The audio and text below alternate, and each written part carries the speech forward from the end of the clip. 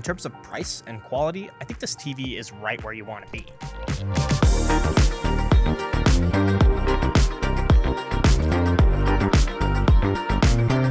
Hey guys, how's it going? Justin here from Walts, and today we're talking about the QN85C Samsung NEO-QLED TV. Now, there's a lot to cover, and I want to start with the design, so without further ado, let's get right into it. The QN85C has the classic Neo Slim design, which is both sleek and well built. It's made of a premium plastic and comes in a sand black. It's a center mounted TV, so if you're going to put it on the wall and you need to measure, give you an idea of kind of where your clearance is going to be. In between all the models, you're going to get about 3 inches of clearance from the bottom of the TV to the entertainment center or whatever you have it on. This is great for those of you who have a soundbar or want to get a soundbar and don't want it to block your screen. I do like the back of the TV, and I also think it has some nice cable management. Speaking of cable management, if you are mounting it, it does have recessed ports, so it might be easier to plug in your cords before you actually put it on the wall, unless of course you already have like a full motion mount or something that's going to give you more range and you can easily get behind it. So yeah, I mean, in terms of design, overall, a great design of this TV. But let's talk picture quality.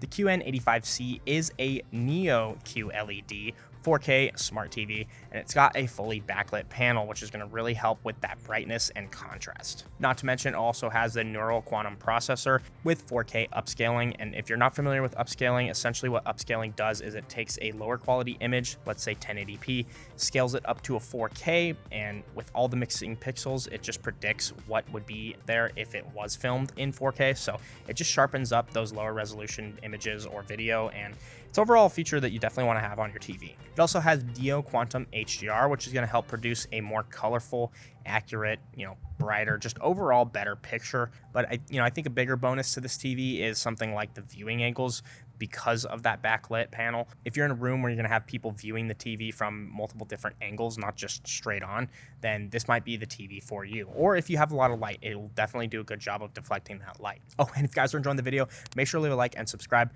Really does help me out. All right, so let's talk gaming now that we've got that out of the way. Motion Accelerator Turbo X. Fancy words for this TV does good at gaming. This TV is equipped with 4K at 120 Hertz.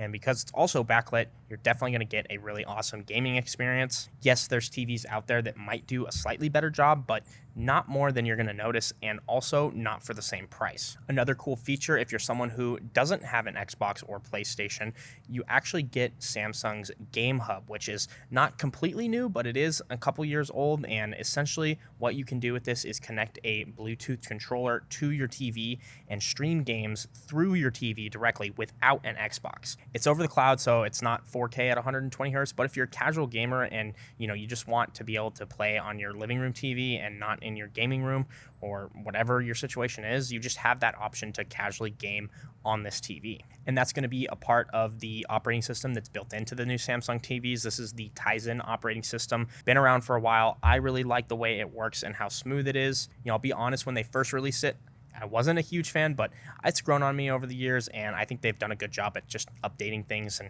keeping up with the market. Now, as far as connections, it's going to come with 2 USB ports, 1 Ethernet, 4 HDMI 2.1 ports, super exciting for you gamers, 1 cable antenna, optical audio for your soundbar, and an RS-232 port. And yes, you heard me right earlier, 4 2.1 ports, which is super awesome. Basically means that each one of those HDMI ports is going to be capable of handling that 4K at 120 Hertz bandwidth. Also, if you want to make sure you have the best cables to get that source to the TV and back, I'd recommend AudioQuest. We've done a couple videos on them. Super great cable brand. We use them for our TVs here at the store. But yeah, all these connections are going to allow you to stay connected and access all your favorite smart apps through the TV without having to buy an external device like a Roku or Apple TV. Now, this TV also comes with Samsung's Solar QLED remote, which you're not familiar and you haven't bought a Samsung TV in a while. They came out with these new remotes a few years back, and essentially what they can do is charge off the light in your room through the solar panel on the back of the remote. And this is basically just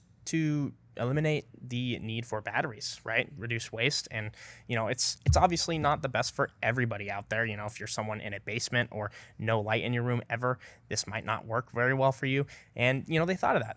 They have USB-C charging, so USB-C charge it if you need. Also, I like the remote because it does have those extra buttons there to get to some of your favorite streaming apps. Now, I think it's important that we do talk about the audio because not a lot of people consider audio when purchasing a TV. The 85C has a 2.2 0.2 channel sound system. And it's also going to come with, stuff like Dolby Atmos, sound mirroring, object tracking sound, adaptive sound plus, of course, Bluetooth audio if you're interested in that. But at the end of the day, TV speakers are TV speakers, and it's very hard to get what you want out of them just because they are so flat. And most of the time, they're facing down towards the ground. Some TVs will push audio through the screen now, which is great. It sounds a little bit better, but you still need a soundbar or real surround system if you really want to get that depth and voice accuracy. All that kind of stuff is what you're going to be missing out on if you're not thinking about sound. And, audio is 50% of the viewing experience, whether you want to believe it or not. Just ask George Lucas. But you know what? If you don't believe me, just watch this clip of high quality video with crappy audio and then crappy video with high quality audio,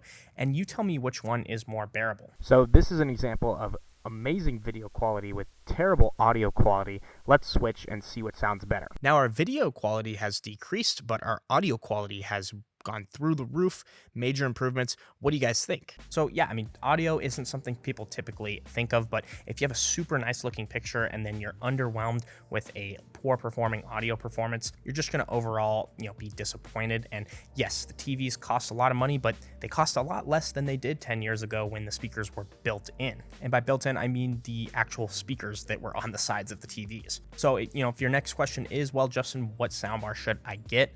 If you haven't already bought a soundbar, I would recommend sticking with the Samsung brand just because you do get features like Q Symphony 3.0, which if you want to learn more about that, you can check it out right here. Basically, what Q Symphony 3.0 is going to do is take your soundbar and your TV speakers and combine them so you can listen to both at the same time, give you a much louder and more accurate experience, which you won't get if you're mixing brands. So you either have to pick one or the other. With Q Symphony matching the Samsung Q level with the Samsung Q level, you're going to get both. So yeah, in terms of price, price for the quality of the TV, I'd probably go with like a Q600C or D if you're in a small room. If you're in a bigger room, probably something like the 800, or if you really want to go overkill, the 990 is a great option as well. I'll make sure that I link all that stuff down in the description. Now, with that being said, I think that's pretty much everything I want to cover with the QN85C. If you guys already have this TV or you're thinking about getting it, share your thoughts down in the comments section. We'd all love to hear from you. And if you found this video helpful in any way and you want to directly support me, make sure to check the links down in the description.